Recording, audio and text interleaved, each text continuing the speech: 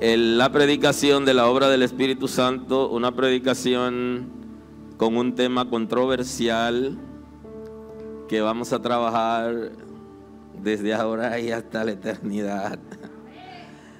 Tendré varias introducciones, la predicación no es larga que digamos, pero tengo que ir por parte para poder desarrollar las ideas y compartir con ustedes. La predicación implica puntos doctrinales muy fuertes, interesantes y puntos controversiales que vamos a trabajar en el tema de la obra del Espíritu Santo que vamos a introducir hoy y que me tomaré al menos 2 semanas en la introducción, de 2 a 3 semanas, dependiendo qué tanto puedo jugar con el tiempo y luego entrar en materia.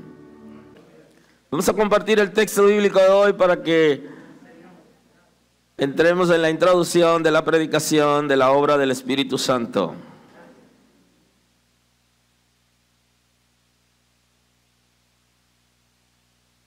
Vamos a compartir un texto en la primera carta del apóstol Juan, en el capítulo 5, el versículo 6. Compartamos un texto de la palabra de Dios para así iniciar nuestra predicación. Dice el texto en el nombre de Jesús. Este es Jesucristo que vino mediante agua y sangre, no mediante agua solamente, sino mediante agua y sangre. Y el Espíritu es el que da testimonio, porque el Espíritu es la verdad, porque 3 son los que dan testimonio en el cielo: el Padre, el Verbo y el Espíritu Santo. Estos 3 son uno, y 3 son los que dan testimonio en la tierra: el Espíritu, el agua y la sangre. Y estos 3 concuerdan. Muy amable. Pueden sentarse.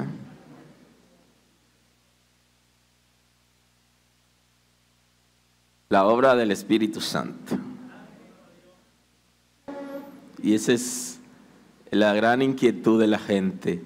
¿Quién es el Espíritu Santo? Una gran pregunta que todos en algún momento nos hicimos y que muchos todavía, sirviendo a Dios durante un gran tiempo, nos hacemos la pregunta. Y si otros somos sinceros, le decimos al Señor continuamente: Señor, yo quiero conocerte. Y tenemos tiempo considerable sirviendo a Dios, pero le decimos al Señor que queremos conocerlo. Significa que hay muchas cosas de Dios que todavía no conocemos. Y podemos estar durante mucho tiempo predicando la palabra, pero hay cosas de Dios que nos sorprenden. En la experiencia, en el texto sagrado, y lo que Dios está haciendo alrededor con algunas personas. Algunos han llegado a confundir el espíritu humano con el Espíritu de Dios. La Escritura se puede diferenciar así en términos general, pero tenemos que ver el contexto. ¿Cuándo se está refiriendo al espíritu humano y cuándo se está refiriendo al Espíritu de Dios? Hay que buscar el contexto. Porque en la Escritura aparece con mayúscula la traducción al español cuando se refiere al Espíritu Santo, pero después de punto y seguido o punto y aparte se escribe con mayúscula de acuerdo a la regla de la lengua española. Entonces es posible que aparezca en algún momento el espíritu humano con mayúscula por esa regla de la Escritura. Entonces por eso usted debe buscar el contexto, a qué se está refiriendo para usted poder establecer la diferencia. Ya hablaremos en esta introducción también del espíritu humano en su momento.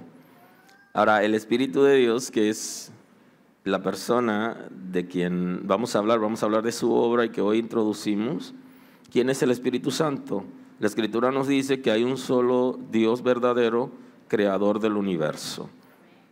Hay un creador del universo, único Dios verdadero, que ha creado todo lo que existe.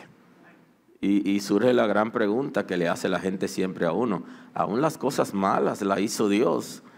Dios hizo todo lo que existe. Y hay cosas que son malas que en el principio no se hicieron necesariamente como malas. Pero Dios creó todo lo que existe. Los ángeles lo creó Dios. Ahora, hay unos ángeles que no son ángeles, sino que son espíritu caído, demonio, espíritu de maldad, como usted le llame, pero que en su momento eran servidores de Dios y se quedaron con la investidura de ángeles. También Dios lo creó. Ahora, Dios no lo creó malo.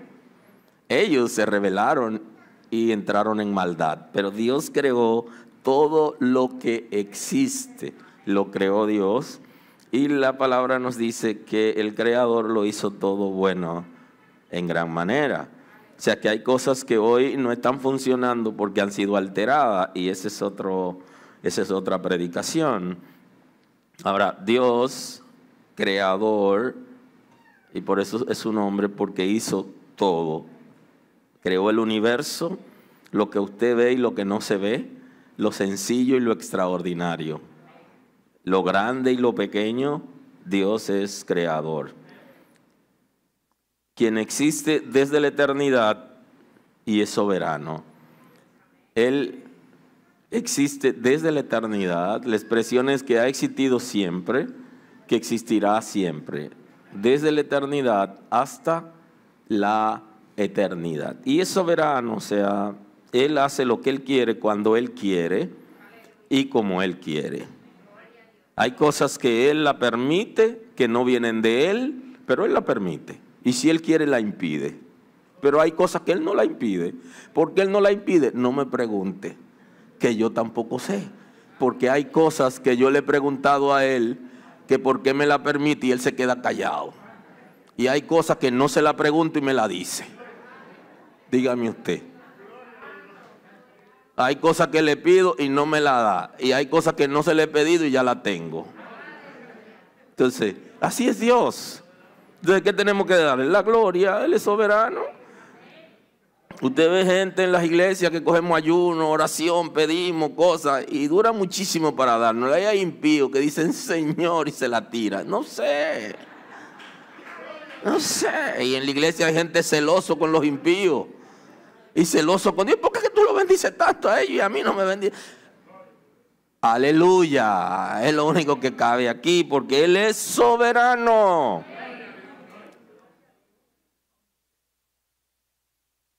Oramos para que nos quite el dolor de cabeza y pasamos el día entero orando y no nos lo quita, nos tomamos la pastilla, porque ¿qué vamos a hacer? No nos quita el dolor de cabeza, nos tomamos la pastilla y se nos quita. Bendito sea Dios. Pero cuando quiere sanarnos, nos sana de enfermedades catastróficas y nos sanó y punto. Él es soberano. Es un poquito difícil para nosotros entenderlo, porque nosotros siempre queremos nuestro favor, que nos vaya bien, que Dios siempre esté de acuerdo con lo que queremos. Pero observe que Jesús en su oración pidió al Padre que si había una manera diferente de salvar a la humanidad en medio de la crisis, fue denegada la oración. Y le dijeron, no, como hablamos al principio, esa es la manera y hay que enfrentarse a esta realidad. Y Él aceptó el desafío. O sea, el Padre tiene lo que se conoce en la Escritura como la sola potestad. Él decide. Se muere un niño, un anciano sobrevive, un joven muere y era bueno y el malo sobrevive y usted se pregunta, no hay nada que decir. Solo hay que adorar a Dios, servirle, reconocerlo como Señor y como soberano. Él decide y a Él damos toda gloria. Y eso es lo que tenemos que hacer, pase lo que pase. Eso es lo que le hemos dicho. Ahora, cuando estamos en el proceso, las cosas son diferentes. Porque los procesos, Dios también lo permite. Muchos vienen de Dios para formarnos, educarnos. Otros momentos como las tentaciones no necesariamente vienen de Dios, pero Él está ahí para socorrernos y darnos la salida. Pero Él puede impedir cosas, y cuando Él no la impidió, Él no impidió que el vehículo se dañara en medio del desierto, de la oscuridad. ¿Por qué Él no lo impidió? Yo no sé, Él pudo haberlo impedido. Primero que se dañe en la casa, cuando llegué o antes de salir, pero Él es que sabe. Bendito es el nombre de Dios. ¿Puede Dios impedir cosas grandes y pequeñas? Sí, Él es soberano. Y por eso desvía a veces los huracanes. Cuando ya van a pasar por aquí y no hay de otra, y estamos esperando la muerte que va a pasar y se desvía. Él es que sabe.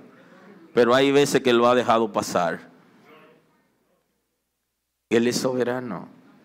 Él ha creado la naturaleza y la naturaleza funciona sola, porque Él la creó y la ordenó. Pero Él se le mete al medio y le dice, por aquí no. Y la detiene cuando Él quiere. Y cuando quiere, la deja que pase. Él existe desde la eternidad y Él es soberano. En las Escrituras se nos revela como Jehová. En la traducción al español aparece como Jehová. Ya saben que Yahvé, Yahweh le dicen los hebreos, pero nosotros hablamos español y se nos tradujo como Jehová. Y no nos vamos a complicar, porque para ser salvo no se necesita aprender hebreo ni griego. Para ser salvo se necesita recibir a Cristo como Salvador. Dios no nos la pone difícil. Los estudiantes de la Escritura no complicamos, pero no podemos ponérsela difícil a la gente. Esa es nuestra realidad. Es bueno saber, y mientras más usted sabe, mejor es. Pero la Escritura dice que se añade dolor. Es bueno, porque el dolor también ayuda, y usted se dará cuenta cuando sufra que el dolor no es tan malo como se ve. Porque el sufrimiento nos educa, nos moldea y nos lleva a ser aquello que Dios ha decidido que nosotros seamos, porque yo soy yo y mi circunstancia. Hay cosas que hubiera querido saltarla, pero Dios no me dejó saltarla porque quería trabajar mi carácter. Aleluya. El Señor Todopoderoso y Dios creador de todo lo que existe, un Dios en tres personas. Así que yo estoy diciendo que el nombre que se tradujo en la Escritura es Jehová, y ese es el nombre de la Trinidad de Dios. Así que el Espíritu de Dios es Jehová, el Padre es Jehová y Cristo es Jehová, porque la Sagrada Escritura nos tradujo Jehová como el nombre de Dios. Y Dios es en tres personas, Padre, Hijo y Espíritu Santo. Una revelación que la iglesia ha intentado explicarla y los predicadores, pero que la gente no ha podido entender.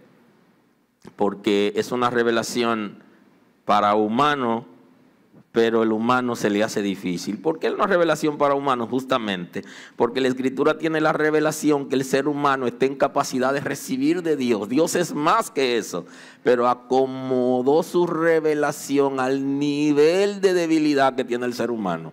Y ni así podemos entender. Y por eso durante muchos años hay gente en la iglesia que no han entendido el concepto de que Padre, Hijo y Espíritu Santo es Dios y que su nombre es Jehová. Y algunos están diciendo que Jehová es solamente el Padre. Justamente por eso. Es una revelación que se da para la gracia acerca de la Trinidad de Dios, porque Él ha existido desde la eternidad, pero va revelando por parte al pueblo de Israel, le reveló las cosas que ellos estaban en capacidad de recibir, y a nosotros nos reveló la otra parte para completar. Cosas interesantes. Aun cuando en el antiguo pacto mucha gente también tuvo la revelación de la Trinidad de Dios, pero no era fácil digerirlo ni siquiera ahora. De una misma sustancia y una sola voluntad. Una sola voluntad, una sola sustancia. Quizás es más fácil para el ser humano entender que una sola sustancia espiritual, pero una sola voluntad, porque se nos hace tan difícil entender o tener una sola voluntad con alguien, a tal punto que creó al hombre varón y hembra para que sean uno, y todavía no lo hemos entendido. que es uno, y por eso no entendemos la Trinidad de Dios tampoco, porque en la Trinidad de Dios hacemos a Dios, al Padre más grande, al Hijo más chiquito, y el Espíritu Santo como ya también menor, porque no hemos entendido que está diciendo tres personas, una sola voluntad, una sustancia, la misma sustancia comparten y siempre están de acuerdo con lo mismo. Aunque usted y yo no nos pongamos de acuerdo, Dios se pone de acuerdo siempre, todo el tiempo con lo mismo.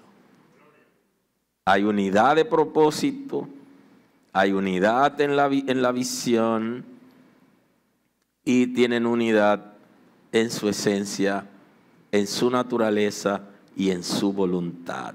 Nosotros logramos lo que se llama la unidad en la diversidad, que es una negociación estratégica para ponernos de acuerdo. Entonces nos ponemos de acuerdo porque es necesario, pero Dios en su esencia, una sola voluntad. Padre, Hijo y Espíritu Santo. O sea que la pregunta de quién es el Espíritu Santo, la Escritura dice que es la tercera persona de la Trinidad de Dios y que comparte una sustancia y una voluntad con el Padre y el Hijo. Y que el Hijo procede eternamente del Padre y que el Espíritu Santo procede eternamente del Padre y del Hijo. El concepto de eternidad es un poquito también difícil para nosotros porque todo tiene un principio. Y como todo tiene un principio, para nosotros se nos hace difícil entender cómo Dios no tiene principio. Y a veces bota humo el cerebro cuando hacemos algunos análisis espirituales y eso. Pero tranquilícese, deje que pase ese momento y vuelva a la realidad. Y alabe al Señor, que Él se encargará de producir tranquilidad en usted, en aquello que usted no esté entendiendo, para que no le crea confusión. Porque por torpe que sea, no se extravíe en el camino del Señor, porque tiene la guianza del Espíritu de Dios. O sea que esto no es aquí del que más sabe, ni del que más corre, ni del que más haya estudiado, sino de aquel que someta su voluntad a Dios para poder vivir para Él y obedecerlo. Es bueno saber, ya lo saben que sí, que es bueno, aun cuando añada dolor, pero usted necesita ser fiel, que es más importante. El Hijo procede eternamente del Padre y el Espíritu Santo procede eternamente del Padre y del Hijo. El Padre aparece en la Escritura como cabeza, ejecuta sus decretos por medio del Hijo y del Espíritu Santo. Así lo revela la Escritura. Usted ve que el Padre da decretos y quienes lo cumplen son el Hijo y el Espíritu Santo. Y al Padre usted no lo ve en movimiento porque Él acciona a través del Hijo y del Espíritu Santo. Y usted así lo va a encontrar en la Escritura. ¿Dónde está el Padre? Con todo su ser, al mismo tiempo, en todo lugar. Igual que el Hijo y el Espíritu Santo. Pero hay funciones, hay decretos y hay actividades que usted lo va a ver a ambos, tanto el Hijo como el Espíritu Santo, usted lo va a ver en movimiento continuo. La revelación de Jehová, el Dios de la Sagrada Escritura, no es el mismo Dios de las religiones. Y usted tiene que estar claro con eso. ¿Por qué? Porque el Dios Jehová, creador del universo y soberano, dice que es Padre, Hijo y Espíritu Santo. Pero si usted me dice que es Padre, Hijo y Espíritu Santo y le pone una mujer como reina del cielo, ya no es el mismo Dios que el mío. No, porque el mío no tiene reina en el cielo. Si usted me dice que usted cree en Jehová, pero que Él es único, y que no es entre personas, no es el mismo. Usted está creyendo en otro Dios diferente. No es el mismo de las religiones. Jehová no es el mismo que las religiones están enseñando, porque Él es Padre, Hijo y Espíritu Santo. Comparten una voluntad y una sustancia. Y quien va a la cruz es el Hijo. Ahora, ese Hijo se llama Jehová, igual que el Padre. Y eso es lo interesante de la Trinidad de Dios. Y el Espíritu Santo, que también su solo nombre en el ser humano genera controversia porque la gente está preguntando continuamente, pero ¿cómo es que si Dios es espíritu, el Espíritu Santo sea una persona diferente? Y eso es lo interesante de Dios, que nos dio la revelación a partir de lo que nosotros teníamos la capacidad de recibir, pero Él es más. Sí, Dios es espíritu, el Padre es espíritu, el Hijo es espíritu y el Espíritu, como su nombre lo dice, vale la redundancia, también es espíritu. Pero así se llama la Trinidad de Dios y esa es la revelación. Y hay una función que ejerce cada quien. Y entonces en la Trinidad de Dios el Señor nos enseñó que todo en su creación tiene cabeza. Y posiblemente la razón de la rebelión de los ángeles, esa insubordinación y ese fracaso fue por no respetar la autoridad. Así que Dios ha creado el universo y lo ha creado alineado. Y todo lo que existe lo hizo de esa manera, que todo tenga un líder, una cabeza, en representación. Y eso no quiere decir que el Padre sea como más Dios que el Hijo y que el Hijo sea menos Dios. No, porque se habla de un solo Dios. Ahora la cabeza, el Padre va primero. Ese es el orden establecido y Él acciona mediante el Hijo y el Espíritu Santo. Un solo Dios en sustancia y voluntad. Y deberíamos hacer la prueba. ¿Qué tanto nos ponemos de acuerdo con la esposa, con el esposo, con los hijos, con las hijas, con los hermanos de la casa, biológicos, y en la iglesia? ¿Qué tanto nos ponemos de acuerdo? Pudiéramos hacer el ejercicio para que usted vea que no es tan fácil como que la gente se ponga de acuerdo. Y usted se da cuenta cuando está trabajando con alguien, esa persona recibe las instrucciones, está haciendo lo que usted le dijo que haga, porque usted lo supervisa, pero esa persona no significa que esa persona esté de acuerdo que quiera hacer eso. Por eso es que no lo hacen, muchas veces no lo hacen bien, y por eso es que no ven lo que usted ve. Porque ellos lo están haciendo por diferentes razones y no ven el ángulo completo. Y usted desde que se para en la puerta lo ve. ¿Y qué pasó? Es justamente por eso, porque no necesariamente la gente está de acuerdo con usted en lo que usted le dice que haga. Pero nos revelamos con el Señor, con su palabra, con la revelación. Imagínense con el ser humano. Así que es extraordinario tener una sola voluntad. La Escritura nos revela acerca de la Trinidad de Dios para llevarnos a que el Espíritu Santo, el Espíritu de Dios, como le llama la Escritura, es Dios. Y por eso Juan, en su primera carta, nos trae un punto interesante que debemos adentrarnos en la Escritura para poder observar que ya la revelación ellos la estaban recibiendo acerca del Espíritu Santo. Este es Jesucristo, quien vino mediante agua y sangre, no mediante agua solamente, sino mediante agua y sangre. Entonces aquí está. Y el Espíritu es el que da testimonio, porque el Espíritu es la verdad. Porque tres son los que dan testimonio en el cielo: el Padre, el Verbo y el Espíritu Santo. Y estos tres son uno. Y tres son los que dan testimonio en la tierra: el Espíritu, el agua y la sangre. Y estos tres concuerdan. Mire cómo Juan de manera sencilla nos explica la Trinidad de Dios. Juan le entendió. Para ellos era muy difícil, y hablo de los discípulos del Cordero, de los apóstoles del Cordero y de los discípulos del Señor. Era muy difícil entender la Trinidad de Dios.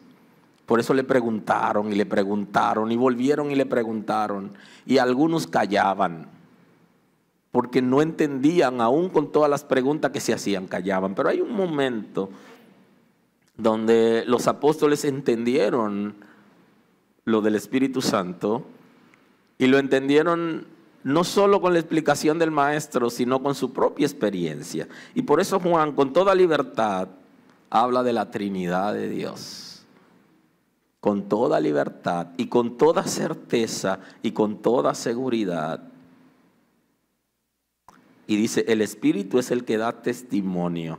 Entendió el concepto de consolador que le explicó Jesús a ellos para que pudieran digerir quién era el Espíritu Santo. Jesús se sienta con ellos y le explica y le dice, yo tengo que partir, mi ministerio tiene que concluir en la tierra. Yo debo terminar mi obra, mi trabajo aquí, pero viene otro consolador, a quien yo dejaré que complete la obra. De ahí que el Espíritu de Dios es el gobernador de la iglesia, es el que gobierna la iglesia, es el gobernador del reino de Dios. Ellos pudieron digerirlo y es bueno que nosotros también podamos digerirlo para poder entender la persona de la Trinidad de Dios que trabaja en nosotros y qué trabajo hace en nosotros. Eso se lo explicó como consolador, como paracleto, como una persona que asiste a otro, que lo adiestra y que era necesario que viniera cuando él cumpla su ministerio para que la iglesia pueda funcionar con libertad. Entonces, si usted observa, Cristo compró la iglesia como tal, pero la iglesia se funda con la base que trae el Espíritu de Dios. Y Juan, por eso, con toda seguridad habla, y él dice, refiriéndose a Cristo, este es Jesucristo que vino mediante agua y sangre. Ya saben que Cristo ofreció, derramó su sangre para que tengamos salvación. Por eso la Escritura dice que fuimos comprados a precio de sangre.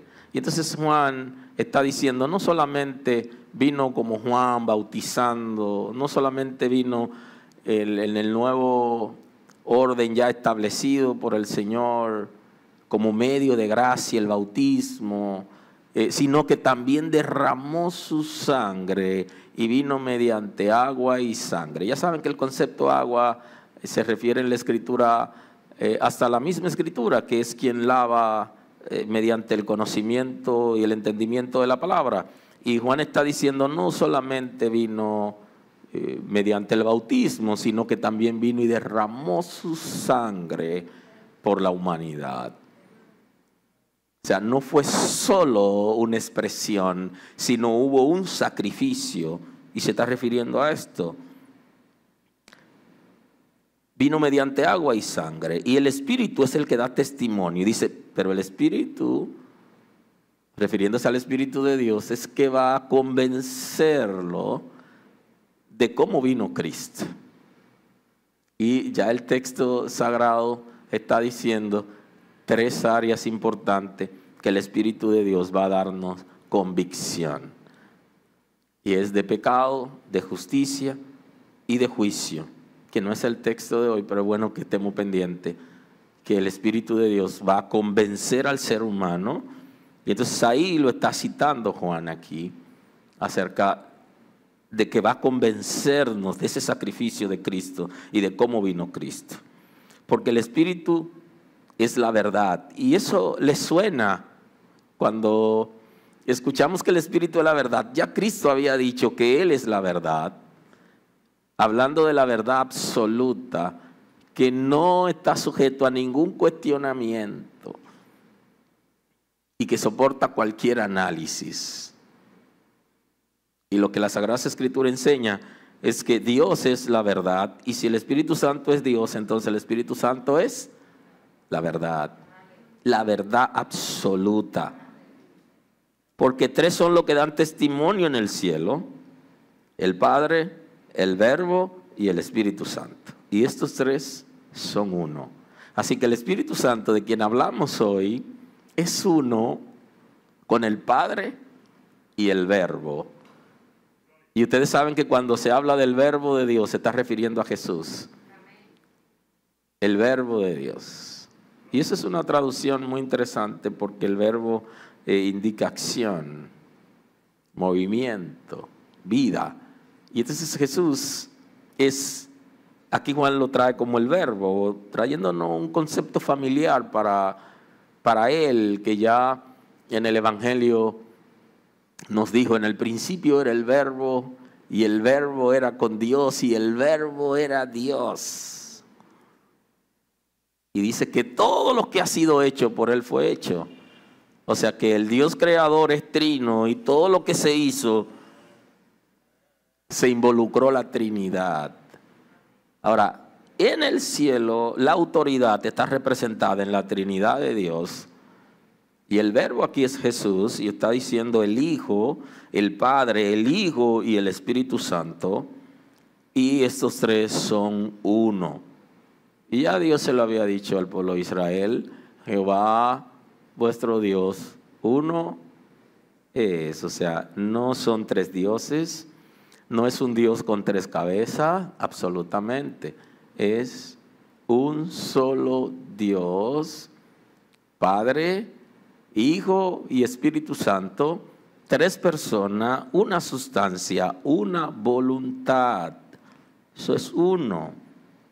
Y tres son los que dan testimonio en la tierra: el espíritu, el agua y la sangre. Y estos tres concuerdan. Y entonces le añade un tercer elemento a lo que antes dijo, como vino Cristo en agua y sangre. Y aquí dice del Espíritu de Dios, porque ya él está hablando con conciencia, con convicción de que ya el Espíritu de Dios estaba gobernando en la tierra, y que hay acuerdo de la manera en que Cristo vino, se sacrificó,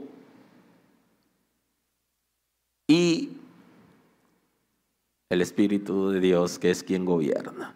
Y no pueden olvidar que cuando abrieron el costado de Cristo, también salió agua y sangre. Y Juan está analizando en el contexto y le añade al Espíritu de Dios, porque es el que estaba ya gobernando.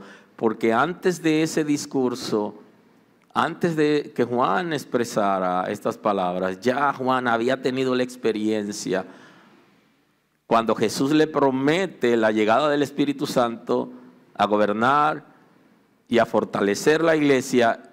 Y en ese momento ya él lo había visto llegar, cómo llegó, qué ocurrió, de qué manera la predicación ahora se añadía un nuevo elemento. No solo hablaban de Cristo en las predicaciones, sino que también se hablaba del Espíritu Santo. Se hablaba con vehemencia, se hablaba con puntualidad, se hablaba con autoridad, se hablaba con convicción, se hablaba con seguridad acerca del Espíritu Santo, porque ellos lo habían experimentado. Y ahí está la diferencia entre lo que hablamos un tema que no conocemos y lo que hablamos un tema que sí conocemos. Juan tenía seguridad por eso, porque él había experimentado la promesa de Cristo y la llegada del Espíritu Santo, que aunque no fue en carne, pero sí fue visible para todos. Todo aquel que cree que Jesús es el Cristo es nacido de Dios, y todo aquel que ama al que engendró, ama también al que ha sido engendrado por él. Y la gente que rechazan a Cristo, ustedes saben que la idea principal de las religiones es competir con Cristo.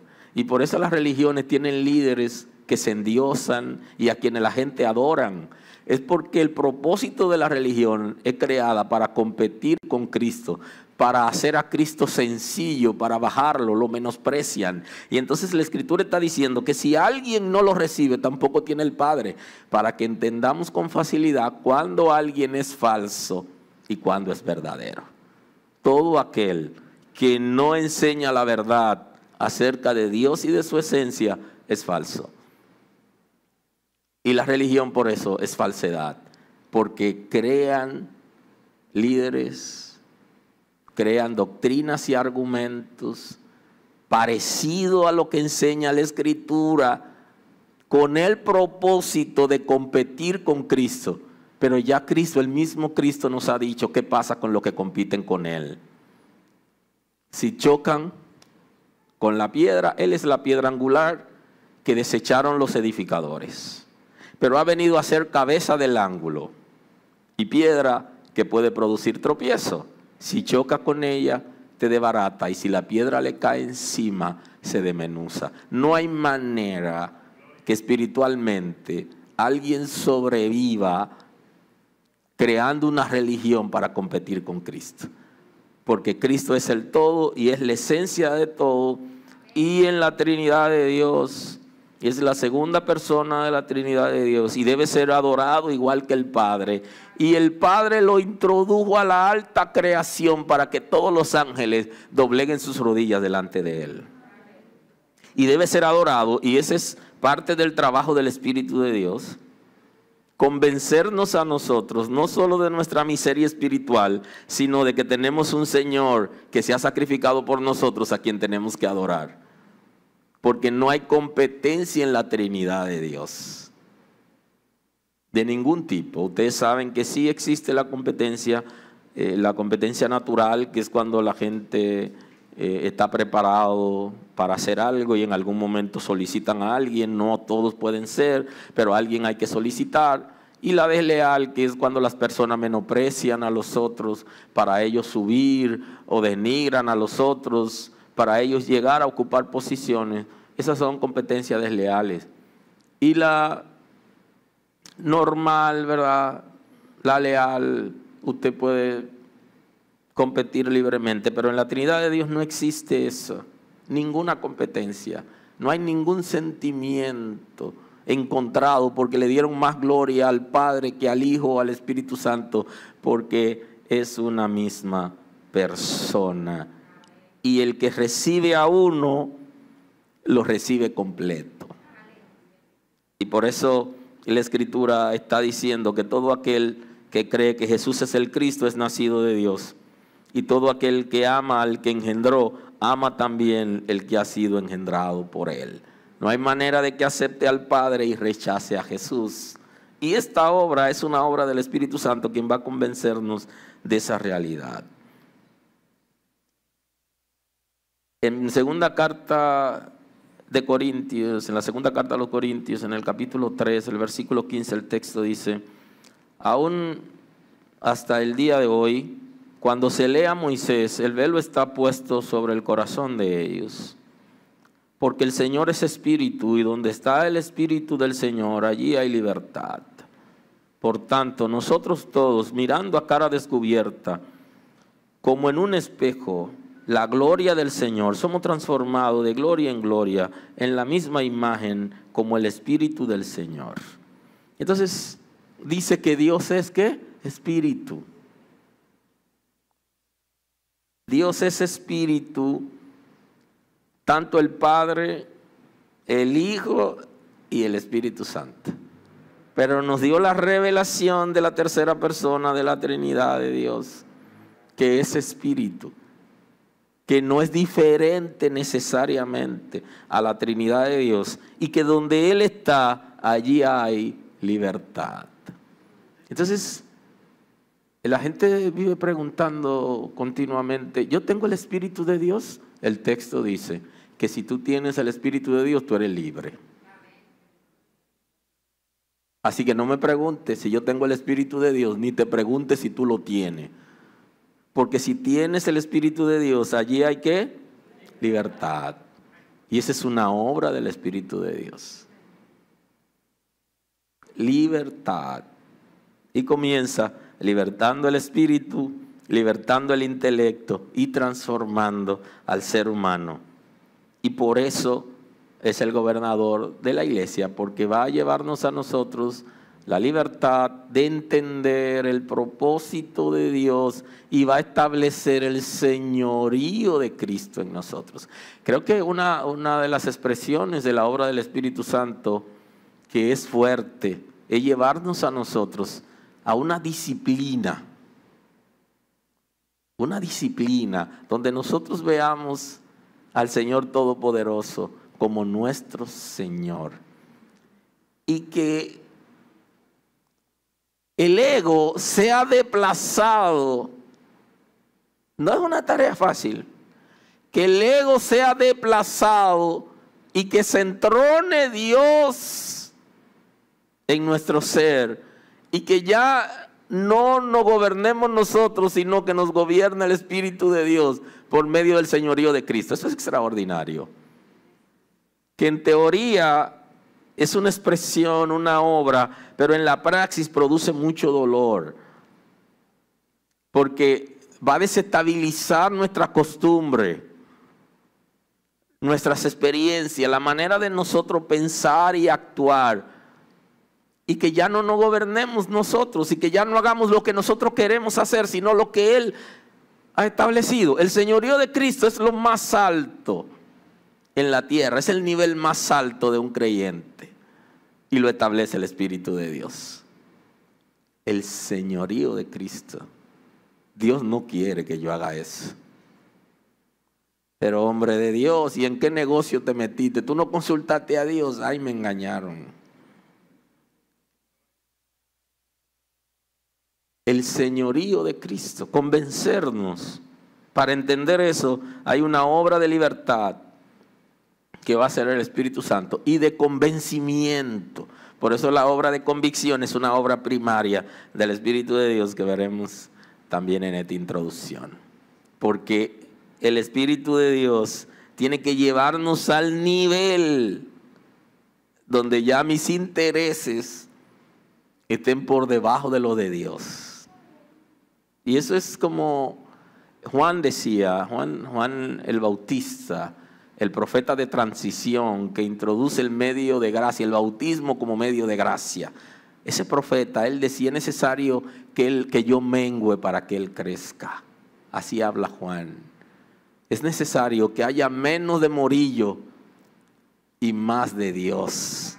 Es necesario que haya menos de usted y más de Dios. Y a ese nivel nos lleva el Espíritu Santo como parte de la dinámica de su obra en nosotros. Todo será diferente, inclusive cuando aceptemos el señorío de Cristo. Y también es una obra del Espíritu de Dios. Donde está el Espíritu del Señor, allí hay libertad. Por tanto, nosotros todos, mirando a cara descubierta, como hay libertad, y en el pueblo de Israel, el apóstol, que también era judío, está diciendo que no veían claramente, que tenían un velo, pero que nosotros ese velo a la iglesia fue quitado. Es una obra extraordinaria del sacrificio de Cristo y que el Espíritu de Dios va a perfeccionar en nosotros, para que en la libertad en que andemos ya no tengamos cosas en oscuridad y que no tengamos un velo, sino que todo puede ser revelado.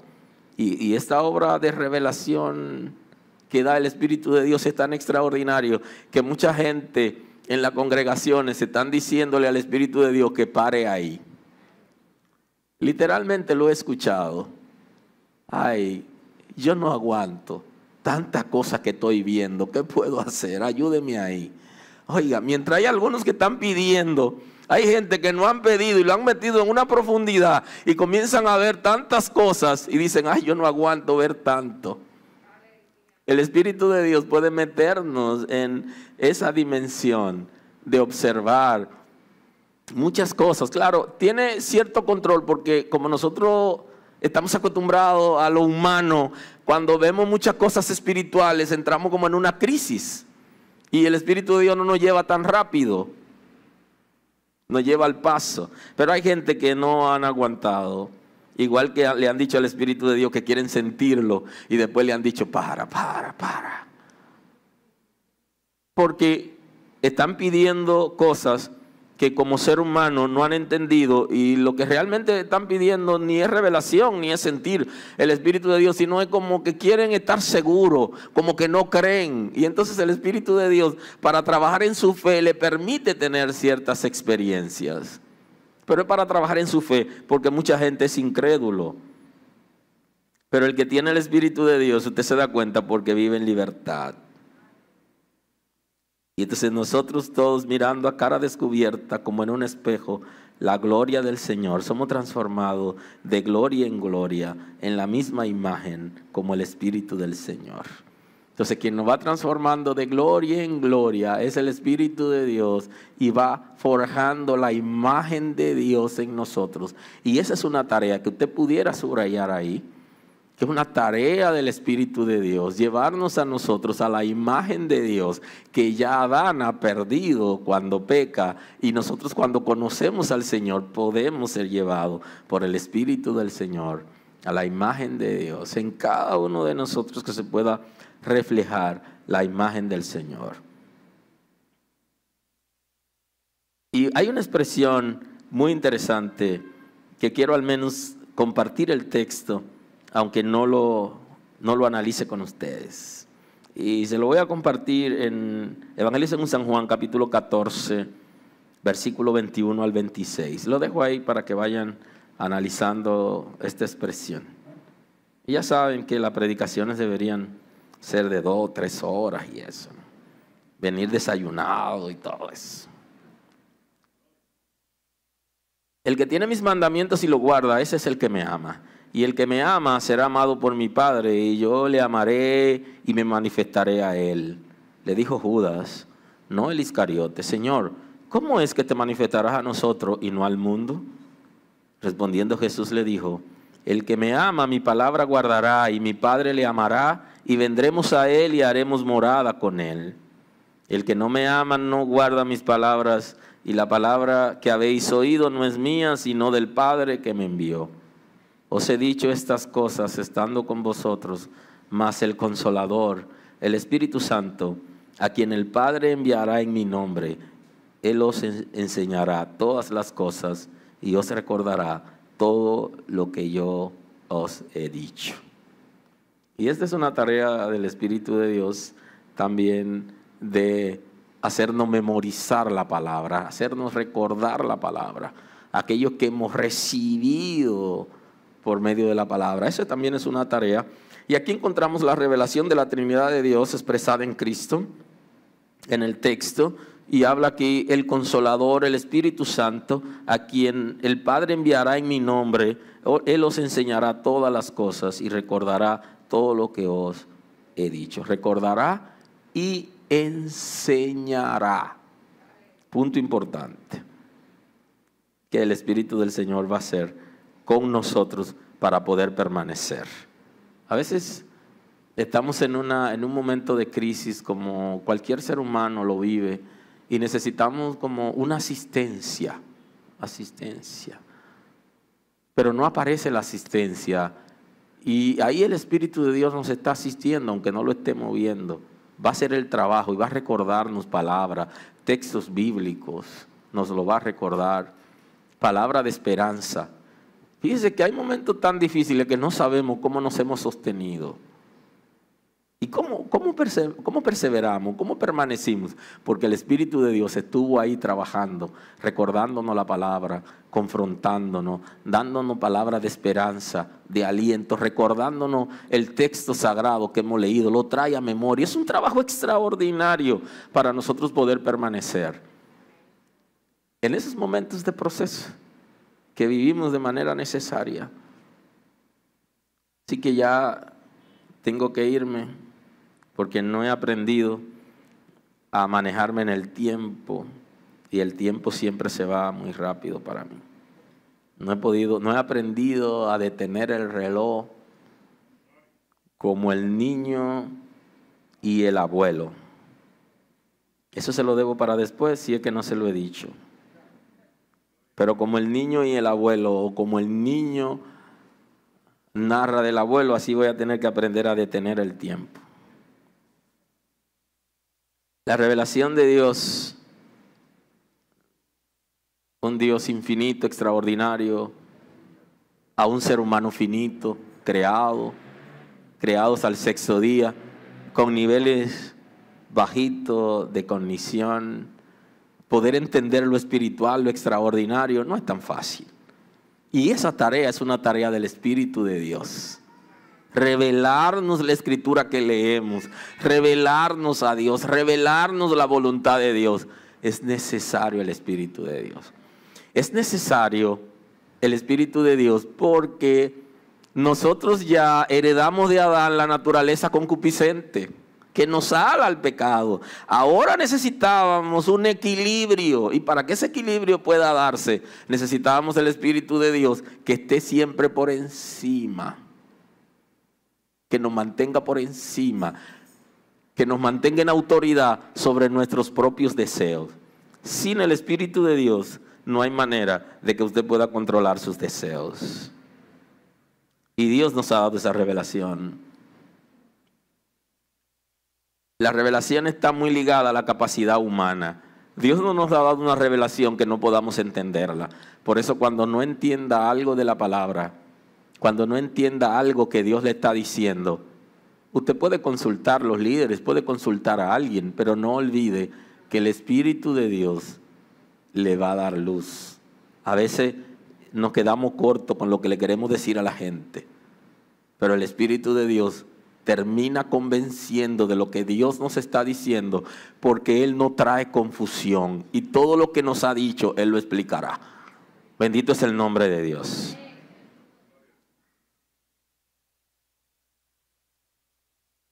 No a todo lo que el Señor es, nos ha dicho, sino de acuerdo a la capacidad que tenemos como seres humanos para recibir su revelación. Ahora, el texto nos enseña que el espíritu humano, el soplo que le dio Dios al muñeco de barro cuando lo creó, que le dio vida, ese soplo, ese espíritu del ser humano, conoce todo lo suyo. Y el Espíritu de Dios conoce todo lo de Dios. Y cuando el Espíritu de Dios se mete en su espíritu para trabajar, no hay una cosa que usted desconozca, que usted no puede entender o conocer. Porque todo el conocimiento del ser humano en el espíritu humano, todo lo que es Dios y el conocimiento de Dios en el Espíritu de Dios, juntos el espíritu humano y el Espíritu de Dios, eso es extraordinario. Procure que el Espíritu de Dios encuentre espacio en su espíritu para que la dinámica de la palabra, de la vivencia, pueda ser extraordinaria. Yo también decía, wow, ¿y cómo viven esa gente? ¿Qué tan difícil es ser cristiano? Y se puede ser cristiano. Eso solo lo hace el Espíritu de Dios. Él se encarga de guiarnos para que tengamos la vida conforme al diseño de Dios y de la palabra. Y nos da cosas mucho más abundantes que la experiencia que hemos tenido. Usted no se imagina las cosas maravillosas que usted puede recibir por medio del Espíritu de Dios si usted le da la libertad para que Él viva en su espíritu.